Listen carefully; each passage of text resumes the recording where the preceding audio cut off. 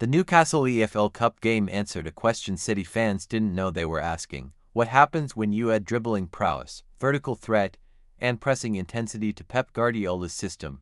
The answer was Antoine Semenyo. Let's take a look.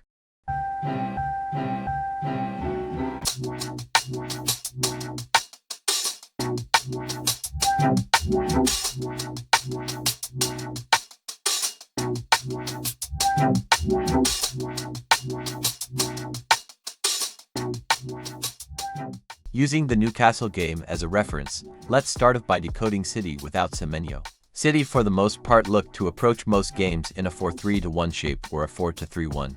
The main idea, however, remains the same.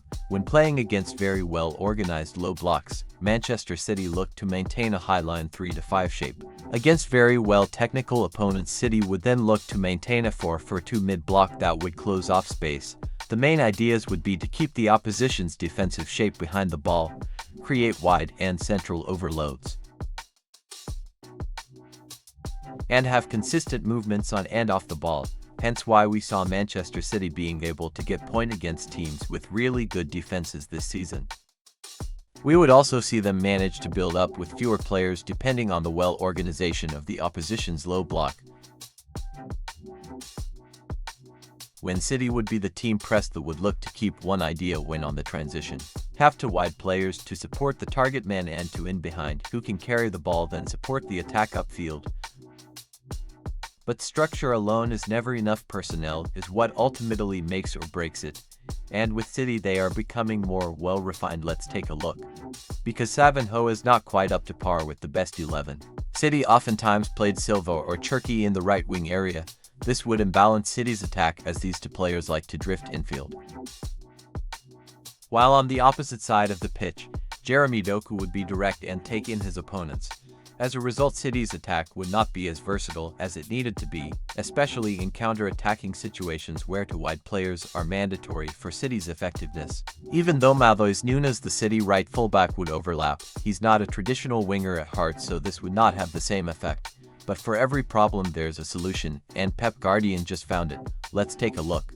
This transfer window City made in transfer so far, and that was Antoine Semenyo. Here's why.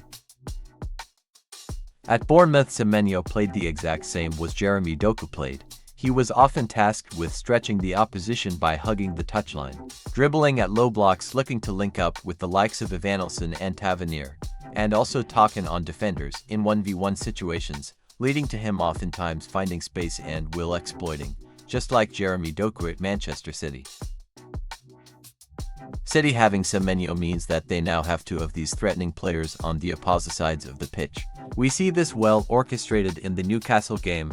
Both players also complement City in the transition, as they both have good pace and accuracy, whether it be passing or finishing, but Semenyo's impact goes beyond individual quality. Beyond individual brilliance, Semenyo elevates City tactically.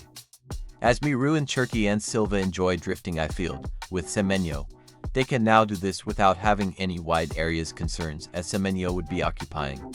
This also makes Nunes' life a lot easier as he does not have to carry the wide threat responsibility on his own. He oftentimes double up with Semenyo out wide against Newcastle.